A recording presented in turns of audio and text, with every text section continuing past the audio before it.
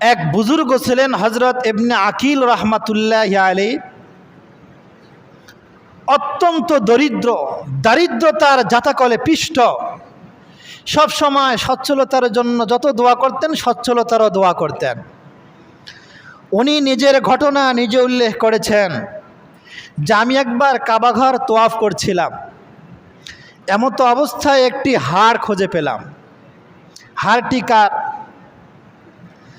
তখন আমার নফস আমাকে ফুসলাচ্ছিল, তুমি তো দারিদ্রতার জাতাকলে পিষ্ট, সচ্ছলতার জন্য কত দোয়া করছো, যে হাড় পেয়েছো এটা যদি বিক্রি করো তাহলে তোমার দারিদ্রতা দূরীভূত হবে, তোমার জীবনের যত সংকট আছে সব দূরীভূত হয়ে যাবে, সচ্ছলতা ফিরে আসবে। তা পরক্ষণে আমি ভাবলাম নাউজুবিল্লাহ, এই কাজ তো করা যাবে না। জিন্দিগির সব কাজ আল্লাহর জন্য। দারিদ্রতা আল্লাহ তাআলাই দেয়, সচ্ছলতা আল্লাহ তাআলাই দেয়। এরপর আমি কাবা চত্বরে ঘোষণা করে দিলাম, কারো কি কিছু হারা হয়েছে, মূল্যবান একটি জিনিস পাওয়া গিয়েছে, যদি কারো হারিয়ে থাকে সে যেন সাক্ষাৎ করে। কিছুক্ষণ পর দেখা গেল এক অন্ধ ব্যক্তি তার কাছে আসলো, এসে বলল আমার একটি হার হারিয়েছে। ইবনে আকিল রহমাতুল্লাহ আলী বলেন, শয়তান আমার ওপর সাওয়ার হলো, এটা তো বড় সুবর্ণ সুযোগ, অন্ধ ব্যক্তি এখন যদি আমি পাশ কেটে চলে যাই তাহলে তো সে আমাকে পাবে না। আবার আমি বললাম, না, এটা তাকওয়া পরিপন্থী কাজ, আমি দুনিয়াতে যা করি একমাত্র আল্লাহর জন্যই করি। আমি অন্ধ ব্যক্তির হাতে তা তুলে দিলাম, অন্ধ ব্যক্তির হাতে তা তুলে দিলাম। অন্ধ ব্যক্তিটা পেয়ে দোয়া করে চলে গেলেন। উনি বলেন, এর কিছুদিন পরের ঘটনা, আমি একদিন হালা নামক স্থানে গেলাম। ঘটনাক্রমে ওই অঞ্চলের ইমাম সাহেব মারা গিয়েছিলেন। নামাজের সময় মসজিদে গিয়েছি, আমাকে দেখে লোকেরা নামাজ পড়ানোর জন্য বললেন, আদেশ করলেন।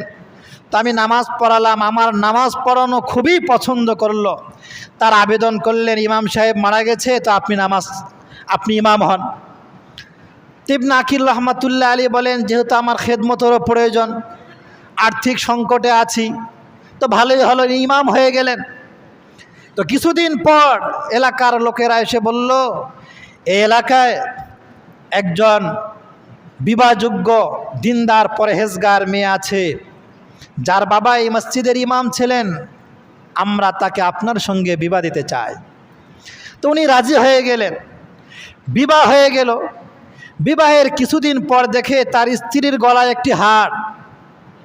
জিজ্ঞেস করলেন, এই হারটি কার, কে তোমাকে দিয়েছে?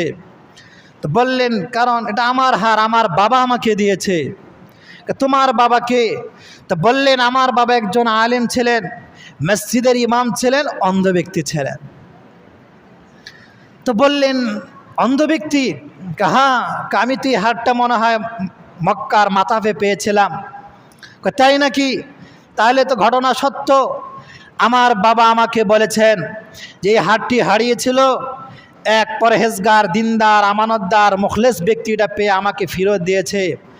আমি দোয়া করেছিলাম আল্লাহ রাব্বুল আলামিন যেন তার মতো একজন নেককার পরহেজগার ব্যক্তির সাথে তোমার সঙ্গে বিবাহের ব্যবস্থা করে। তো আল্লাহ রাব্বুল আলামিন আপনার দোয়াও কবুল করেছেন, আমার বাবার দোয়াও কবুল করেছেন। কিভাবে কবুল করেছেন? আল্লাহ তাআলা আপনাকে ঘরের মালিক বানিয়ে দিয়েছেন, ঘরণীর মালিক বানিয়ে দিয়েছেন, হাড়ের মালিক বানিয়ে দিয়েছেন, আর আমার বাবার দোয়া আল্লাহ রাব্বুল আলামিন কবুল করেছেন। এই ঘটনার উদ্দেশ্য হচ্ছে, আপনি যদি ইখলাসের সাথে কোনো কাজ করেন, এই আমলটা সাত আসমান পাড়ি দিয়ে আল্লাহ পর্যন্ত পৌঁছে তা গৃহীত হবে, আর এর প্রতিফলন এই জমিনের মধ্যে ঘটবে। দেখুন, সে ইখলাসের সাথে আমানতের মালটা ফেরত দিয়েছিল, আল্লাহ পর্যন্ত পৌঁছে গিয়েছে, তো কবুল হয়েছে। জমিনে তার ফল কি হয়েছে? ওই ঘরের মালিক হয়েছে, ওই ঘরণীর মালিক হয়েছে, এবং সচ্ছলতা ফিরে এসেছে। শুধু তাই নয়, ইখলাসের সাথে যে আমল করবেন, ওই আমল তো আসমানে পৌঁছবে। ওই আমল আপনার কবরের মধ্যে, আপনার কবরে আপনার নাজাতের ওসিলা হবে। ওই আমল আপনার হাসর করে আপনার মিজানের পাল্লা ভারীর মাধ্যম হবে, ওই আমল আপনাকে পুলসিরাত পারি করে দিয়ে জান্নাত পর্যন্ত পৌঁছাবে। আসসালামু আলাইকুম ওয়া রাহমাতুল্লাহ। আলহামদুলিল্লাহ আলহামদুলিল্লাহি নাহমাদুহু ওয়া নাস্তাঈনুহু ওয়া নাস্তাগফিরুহু ওয়া নু'মিনু বিহি ওয়া নাতাওয়াক্কালু আলাইহি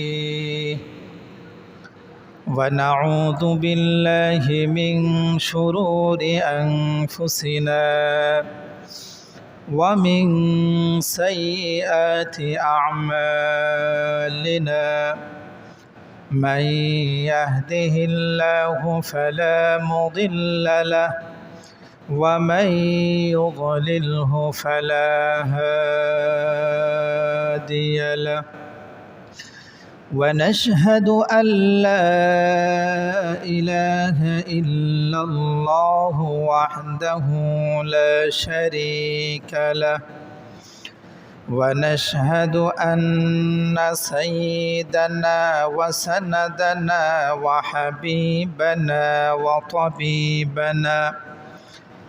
وطبيب قلوبنا ومولانا محمدا الذي أرسله الله تعالى بالحق بشيرا ونذيرا وداعيا إلى الله بإذنه وسراجا وقمرا منيرا أما بعد فأعوذ بالله من الشيطان الرجيم بسم الله الرحمن الرحيم وما أمروا إلا ليعبدوا الله مخلصين له الدين حنفاء ويقيموا الصلاة ويؤتوا الزكاة وذلك دين القيمة صدق الله العظيم اللهم صل على سيدنا محمد وعلى آل سيدنا محمد كما صليت على سيدنا إبراهيم وعلى آل سيدنا إبراهيم إنك حميد مجيد اللهم بارك على سيدنا محمد وعلى آل سيدنا محمد كما باركت على سيدنا إبراهيم وعلى آل سيدنا إبراهيم إنك حميد مجيد معزز محترم মুসল্লিয়ান কিরাম, আল্লাহ রাব্বুল আলামিনের দরবারে লাখো কোটি শুকরিয়া যে তিনি দয়া করে, মায়া করে, মোহাব্বত করে, ভালোবেসে সালাতুল জুমা আদায় করার জন্য তার ঘর মসজিদে আসার তৌফিক দান করেছেন। এই জন্য আমরা একবার অন্তরের অন্তঃস্থল থেকে শুকরিয়া জ্ঞাপন করি আলহামদুলিল্লাহ। সম্মানিত উপস্থিতি, বর্তমান যে যুগ, এই যুগটি উন্নতি, অগ্রগতি, উৎকর্ষতার যুগ। সর্বত্রে সর্ব জায়গায়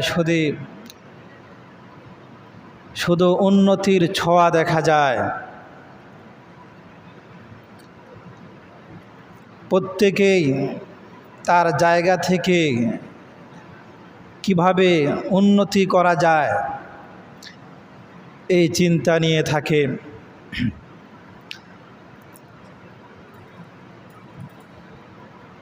প্রত্যেক মানুষ একটা বাড়ি করবে তো পাল্লা দিয়ে বাড়ি করে, জামার মতো সুন্দর বাড়ি, ডিজাইনের বাড়ি, যেন দ্বিতীয় আর কারোটা না হয়।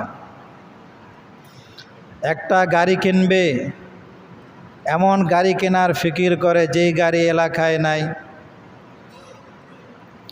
একটা কাপড় কিনবে, বাজারে যায়, দোকানের পর দোকান চষে বেড়ায়, উন্নত ব্র্যান্ডের কাপড় লাগবে, দামি কাপড় লাগবে। প্রত্যেক মানুষ দুনিয়াবি বিষয়ে উন্নতি অগ্রগতির জন্য প্রতিযোগিতা করছে। চতুর্দিকে তাকাবেন, খালি দেখবেন প্রতিযোগিতা। আমাকে বেশি জমির মালিক হতে হবে, বড় বড় দালান কোঠার মালিক হতে হবে, বড় বড় কারখানার মালিক হতে হবে, আমার দেহে যে সকল পোশাক পরিচ্ছদ শোভা পাবে এগুলো উন্নত ব্র্যান্ডের কাপড় হতে হবে, দামি হতে হবে, যেন মানুষকে এগুলো দৃষ্টি আকর্ষণ করে, মানুষ যেন তাকিয়ে থাকে। তো একটা প্রতিযোগিতা চলছে। অথচ কোরআনে বলা হয়েছিল ইবাদতের ব্যাপারে ওয়াফি যালিকা ফাল্যাতানাফাসিল মুতানাফিসুন, মানুষকে দিনের ব্যাপারে প্রতিযোগিতা করা উচিত।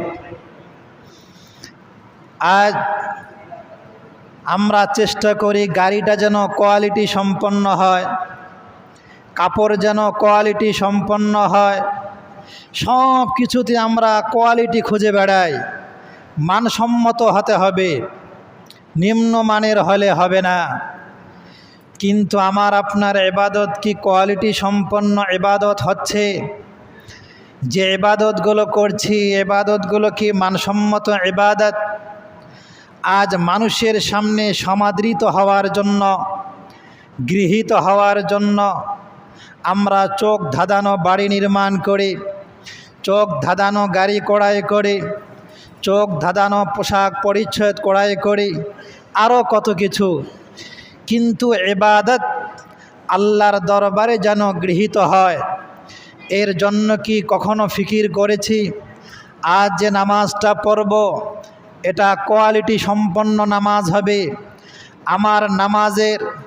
আমার নামাজের সানাটা হবে একাগ্রতার সাথে, আউযু বিল্লাহ বিসমিল্লাহ হবে একাগ্রতার সাথে, সূরা ফাতিহা হবে একাগ্রতার সাথে, সূরা মিলাবো একাগ্রতার সাথে, আমার রুকুটা হবে একাগ্রতার সাথে, রুকুর তাসবিহ হবে একাগ্রতার সাথে, আমি রুকুতে উঠব, রুকু থেকে উঠব একাগ্রতার সাথে, সিজদায় যাব প্রেম নিয়ে, মহব্বত নিয়ে, ভালোবাসা নিয়ে, আমার সিজদা জুড়ে থাকবে একাগ্রতা, নমনীয়তা, আমি সিজদার তাসবিহগুলোতে থাকবে একাগ্রতা, প্রেম, ভালোবাসায় ভরপুর। এরকম ফিকির নিয়ে কি কোনোদিন নামাজ পড়েছেন? এরকম চিন্তা চেতনা নিয়ে কি কোনোদিন কোরআনের তেলাওয়াত হয়েছে? যে আমি কোরআনটা খুললাম, পুরা সময় জুড়ে কোরআনের পাতায় আমার চোখ থাকবে, শুধু দেহে থাকবে না, হৃদয় থাকবে, হৃদয় নিংড়িয়ে ভালোবাসা আসবে, প্রেম আসবে, মহব্বত আসবে।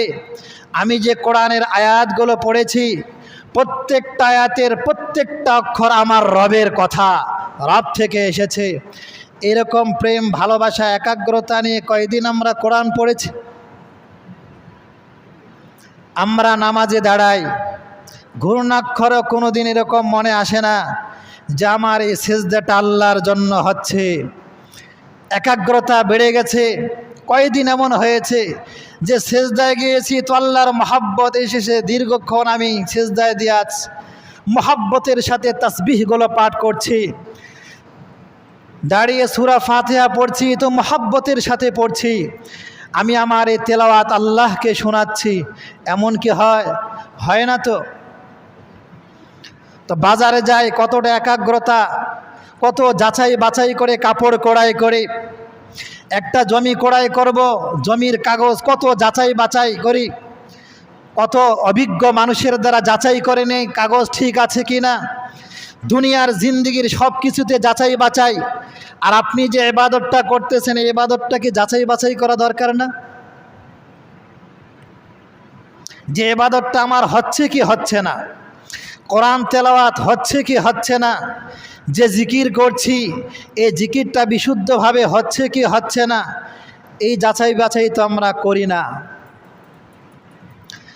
দুনিয়ার জিন্দিগিতে গাড়ি নিয়ে কোথাও গেলে অনেক সময় পুলিশ আটকে দেয়, যাচাই করে, চেক করে যে আমি সঠিক কিনা নাকি অপরাধী, চেকিং হয়। বিদেশে পাড়ি জমাবেন, এয়ারপোর্টে যান, এমনি এমনি ঢুকতে দেবে না, চেকিং হবে। আপনি যে জুতাটা পরিধান করে গিয়েছেন, ওই জুতা চেকিংয়ের সময় পায়ে জুতাও থাকা যায় না, ওটাও খুলে দিতে হয়, ওটাও চেকিং হয়। হাতের ঘড়ি রেখে আপনাকে চেক করে না, হাতের ঘড়িও দিয়ে দিতে হয়। এত যাচাই বাছাইয়ের পরে এরপরে আপনি আপনাকে অনুমতি দেওয়া হয় ভেতরে যাওয়ার। আর আপনি ইবাদত বন্দেগী করবেন, এই ইবাদতটা কি আল্লাহর দরবারে যাচাই বাছাই হবে না? এক দেশ থেকে আরেক দেশে যেতে হলে কত রকমের চেক, কত যাচাই বাছাই করে এরপরে আপনাকে অনুমতি দেয়। ঠিক তেমনিভাবে আল্লাহ রাব্বুল আলামিনও ফেরেশতা নিয়োজিত রেখেছেন এই দুনিয়াতে আমার বান্দারা যে ইবাদত বন্দেগী করবে, এই ইবাদতগুলো কি আমি আল্লাহর জন্য হচ্ছে নাকি মানুষের জন্য হচ্ছে, এগুলো কি একমাত্র আল্লাহর জন্য নির্ভেজাল ইবাদত হচ্ছে নাকি লোক দেখানো হচ্ছে, এটা যাচাই বাছাই করার জন্য ফেরেশতা নিয়োজিত আছে। এই পৃথিবীতে যেমন বিভিন্ন জায়গায় জায়গায় চেকিং হয়, এই ইবাদত 7 জায়গায় চেকিং হয়। আমি আর আপনি যে ইবাদত করতেছি 7 জায়গায় চেকিং। আজ যে নামাজ পড়ব, একদল ফেরেশতা এই নামাজ নিয়ে প্রথম আসমানে চলে যাবে। প্রথম আসমানের দরজা লাগানো থাকবে। ফেরেশতা গিয়ে যখন দরজায় কড়া নাড়বে, সেখানকার দ্বাররক্ষী ফেরেশতা আওয়াজ দেবে, কে, কেন এসেছ? উত্তর আসবে, আল্লাহর এক বান্দা নামাজ পড়েছে, তার সেই সালাত, সেই নামাজ, সেই ইবাদত, সেই আমলটি নিয়ে এসেছি। ওখান থেকে দ্বাররক্ষী বলবে, আগে চেক দাও। সেখানে চেকিং হবে যে আসলে এই ইবাদতটা কি নির্ভেজাল কিনা, একমাত্র আল্লাহর জন্য হয়েছে কিনা। যদি বাস্তবিক আল্লাহর জন্য হয়ে থাকে তাহলে তো উপরে যাওয়ার অনুমতি হবে, নতুবা তা প্রত্যাখ্যাত হবে, ফেরেশতাকে ফেরত পাঠিয়ে দেবে, ইবাদত গ্রহণযোগ্য নয়। এরপর দ্বিতীয় আসমানে যাবে, আবার দ্বিতীয় আসমানের দ্বাররক্ষী সেখানে চেক দেবে। এরপর তৃতীয় আসমান, চতুর্থ আসমান, পঞ্চম আসমান, সপ্তম আসমানে চেক হয়ে এরপরে এই আমল আল্লাহ পর্যন্ত পৌঁছবে। আল্লাহর ওখানে গিয়ে আবার যাচ পড়তাল, আবার যাচাই বাছাই করা হবে। যখন দেখবে যে না, এই ইবাদতটা ছিল নির্ভেজাল, নিরঙ্কুশ, একমাত্র আল্লাহ রাব্বুল আলামিনের জন্য হয়েছে, তখন এই ইবাদতটা আল্লাহ রাব্বুল আলামিনের দরবারে কবুল হবে। এর আগে নয় যে আমি সুবহানাল্লাহ বললাম আর কবুল হয়ে গেল, নামাজ পড়লাম আর কবুল হয়ে গেল। না না, দুনিয়ার সামান্য একটা কাপড় আপনি ক্রয় করতে গিয়ে কত যাচাই বাছাই করেন, আর যেই ইবাদতের বিনিময়ে জান্নাত পাবেন, আল্লাহকে পাবেন, ওটা যাচাই বাছাই হবে না? বর্তমান দুনিয়ার কারখানাগুলোতে কোয়ালিটি কন্ট্রোল ডিপার্টমেন্ট, গুণগত মান নির্ণয়ের বিভাগ আছে। বর্তমান কারখানাগুলোতে গুণগত মান নির্ণয়ের বিভাগ আছে। এই কোম্পানি থেকে যে পণ্যগুলো তৈরি হচ্ছে তার গুণগত মান কেমন, এটা যাচাই বাছাইয়ের জন্য আলাদা লোক আছে। যে কোম্পানি কোয়ালিটি সম্পন্ন পণ্য দিতে পারে, দাম বেশি হলেও মানুষ আগ্রহের সাথে স্বাচ্ছন্দ্যে তা ক্রয় করে। কোম্পানির মালিকের কথা, গ্রাহকরা কোয়ালিটি সম্পন্ন পণ্য চায়। অতএব যেটাই কোয়ালিটি সম্পন্ন হবে, মানসম্মত হবে, সেটাই গৃহীত হবে। আর যেটা মানসম্মত হবে না সেটা রিজেক্ট, প্রত্যাখ্যাত হবে। দুনিয়ার জিন্দিগিতে 2 টাকা বেশি দেবেন, 5 টাকা বেশি দেবেন, এর জন্য আপনি ব্র্যান্ডের মাল চান, কোয়ালিটি সম্পন্ন পণ্য চান। আর যেই আল্লাহ ইবাদতের বিনিময় সর্বনিম্ন জান্নাত যাকে দেবেন 10 দুনিয়ার সমান, ইবাদতের বিনিময়ে যে জান্নাত দেবেন, ইবাদতের বিনিময় আল্লাহ তার সন্তুষ্টি দান করবেন, যেই ইবাদতের বিনিময়ে সর্বোপরি আল্লাহ রাব্বুল আলামিন তার সাক্ষাৎ দান করবেন, ওই আল্লাহ ওই ইবাদতকে যাচাই বাছাই করে নেবেন না? এত সহজ। 2 টাকা বেশি দেবেন তাই কত যাচাই বাছাই করেন, এটা ব্র্যান্ডের মাল কিনা। আর আপনি এত বড় জান্নাত পেয়ে যাবেন, সর্বোপরি আল্লাহর সাক্ষাৎ পাবেন, তাহলে এই ইবাদত কি যাচাই বাছাই হবে না? অবশ্যই যাচাই বাছাই হবে। এজন্যই বলা হয় আন্নাসু কুল্লুহুম হালিকুন ইল্লাল আলিমুন। আলেম ছাড়া, আলেম ওলামা ছাড়া সমস্ত মানুষই ধ্বংসশীল। ওয়াল আলিমুনা কুল্লুহুম হালিকুন ইল্লাল আমিলুন। আমলওয়ালা ছাড়া সমস্ত আলেমই ধ্বংসশীল, যারা আমল নাই ওই আলেমও ধ্বংসশীল। এরপরে বলা হয়েছে ওয়াল আমিলুনা কুল্লুহুম হালিকুন ইল্লাল মুখলিসুন। মুখলিস, যার ইখলাস আছে, ইখলাসওয়ালা ছাড়া সমস্ত আমলকারীও ধ্বংসশীল। ওয়াল মুখলিসুনা আলা খতরিন আযীম। আর যারা মুখলিস এরা মহা বিপদে আছে। খাঁটি শব্দ খাঁটি, যে বলে খাঁটি দুধ। আচ্ছা, খাঁটি দুধ কাকে বলে? যার মধ্যে পানির সংমিশ্রণ নেই, যেটা নিরেট নির্ভেজাল, একবারে গরু থেকে দুধ দোহানো, দুনিয়ার অন্য কোনো জিনিসের সংমিশ্রণ ঘটে নাই, এটাই হচ্ছে খাঁটি দুধ। খাঁটি মধু কাকে বলে? যেটা বাস্তবিক আল্লাহ প্রদত্ত মৌমাছির মাধ্যমে এসেছে, দুনিয়ার ভিন্ন কোনো জিনিসের সংমিশ্রণ ঘটে নাই, এটাই হচ্ছে খাঁটি মধু। তাহলে খাঁটি ইবাদত, ইখলাসওয়ালা ইবাদত কোনটি? কই যেই ইবাদতের মধ্যে একমাত্র আল্লাহ ছিল, দুনিয়ার কোনো মানুষের প্রশংসা বা দেখানোর উদ্দেশ্য ছিল না, ওটাই হচ্ছে খাঁটি ইবাদত এবং ইখলাসওয়ালা ইবাদত। আর ওই ইবাদত যার থাকে তাকে বলা হয় মুখলিস। তাকে বলা হয় কি? মুখলিস ব্যক্তি, যে এর ইবাদতের মধ্যে উদ্দেশ্য এক, আল্লাহ, উদ্দেশ্য একমাত্র আল্লাহ। এই ব্যক্তি মুখলিস। এই ব্যক্তির ইবাদতের মধ্যে দুনিয়ার অন্য কোনো কিছু ঢোকে নাই, মানুষ দেখবে এরকম কোনো চাহাত আসে নাই, চাহিদা আসে নাই, মানুষ তার প্রশংসা করবে এরকম কোনো মন মানসিকতা আসে নাই। যেই ইবাদতে, ওই ইবাদতকে বলে ইখলাসওয়ালা ইবাদত। বাজারে দুধ কিনতে যান তো খাঁটি দুধ খোঁজেন, মধু কিনতে চান খাঁটি মধু খোঁজেন, তো আল্লাহ আপনাকে জান্নাত দেবে ইবাদতের বিনিময়ে, তা আল্লাহ কি খাঁটি ইবাদত খুঁজবে না? ওই খাঁটি ইবাদতকে বলা হয় ইখলাসওয়ালা ইবাদত। আর ওই ব্যক্তিকে বলা হবে মুখলিস, যার সব কিছু একমাত্র আল্লাহর জন্যই হয়েছে। এই জন্য দুনিয়া ক্ষণস্থায়ী জিন্দিগি, দুনিয়ার সব কিছুই ক্ষণস্থায়ী, এই দুনিয়ার সমস্ত পণ্য ক্ষণস্থায়ী, আসমান ক্ষণস্থায়ী, জমিন ক্ষণস্থায়ী। এই ক্ষণস্থায়ী জিন্দিগি তো আপনি খাঁটি খুঁজে বেড়ান। আর যে আমলের বিনিময়ে স্থায়ী জান্নাত পাবেন, যেই আমলের বিনিময় এই তামাম কায়নাতকে যিনি এত সুন্দর করে সাজিয়েছেন, তিনি না জানি কত সুন্দর, সেই স্রষ্টার সাক্ষাৎ পাবেন, ওই ইবাদতটা কি খাঁটি হওয়া লাগবে না? তা খাঁটি হওয়া তো দরকার। এই জন্য কোরআনে বলা হয়েছে ওয়ামা উমিরু ইল্লা লিয়াবুদুল্লাহা মুখলিসিনা লাহুদ্দিন। মানুষকে তো ওই ইবাদতেরই আদেশ করা হয়েছে যে ইবাদতটা হবে একমাত্র নিরেট নির্ভেজাল, একমাত্র আল্লাহর জন্য।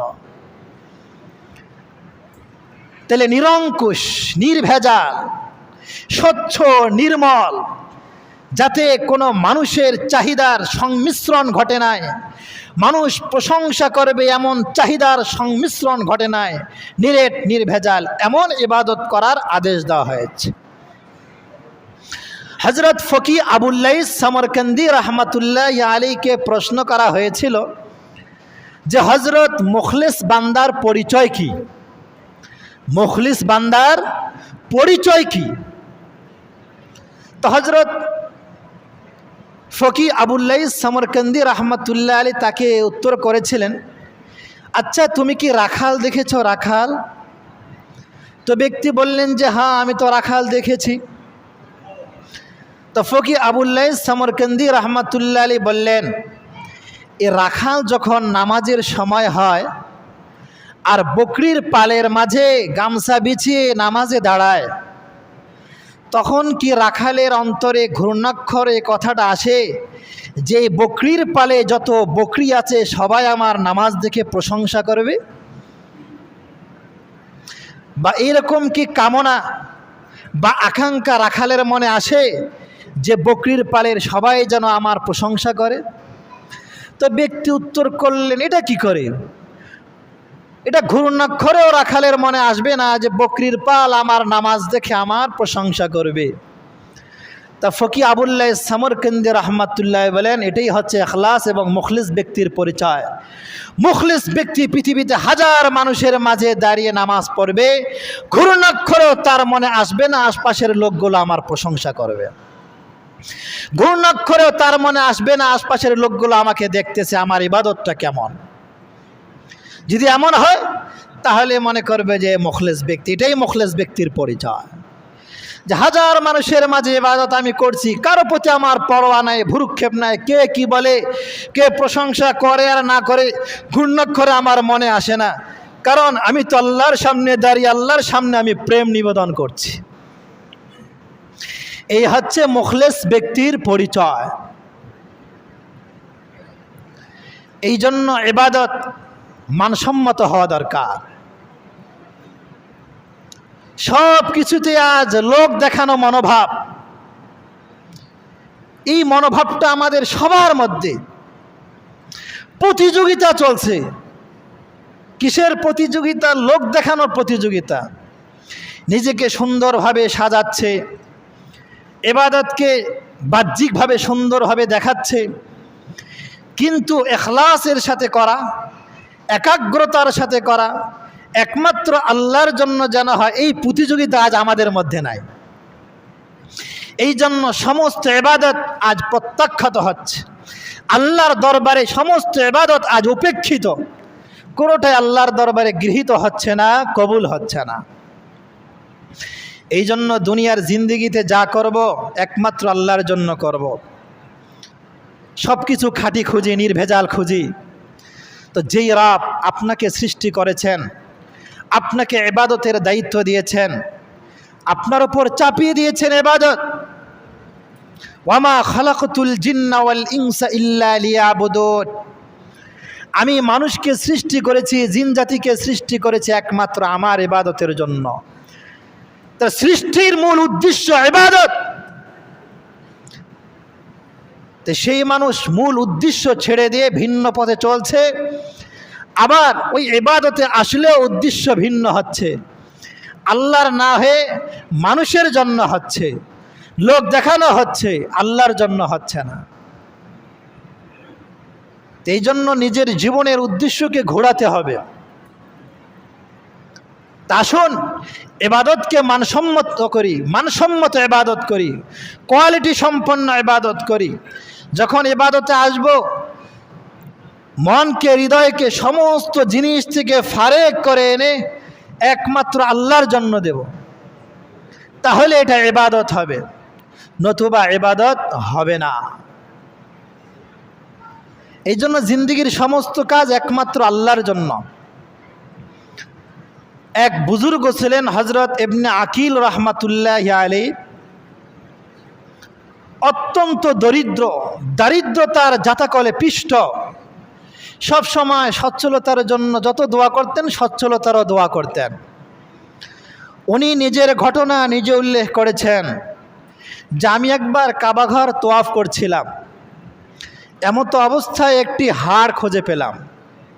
হাড়টি কার?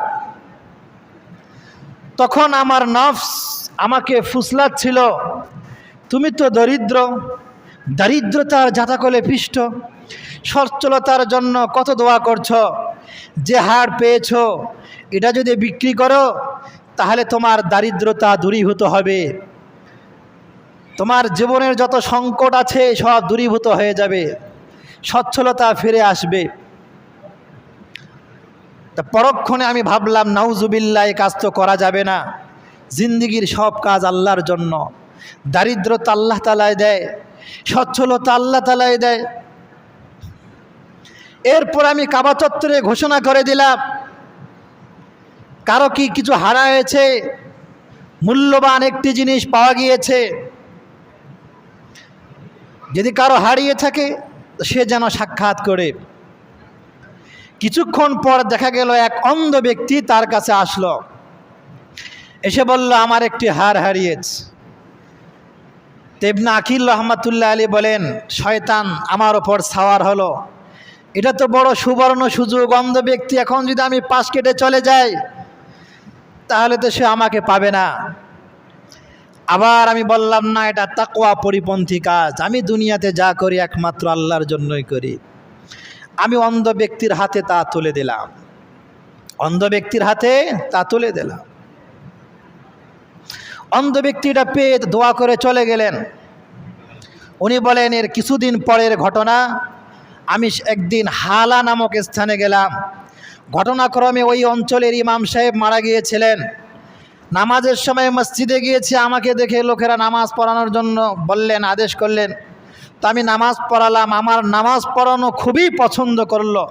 তার আবেদন করলেন, ইমাম সাহেব মারা গেছে, তো আপনি ইমাম হন।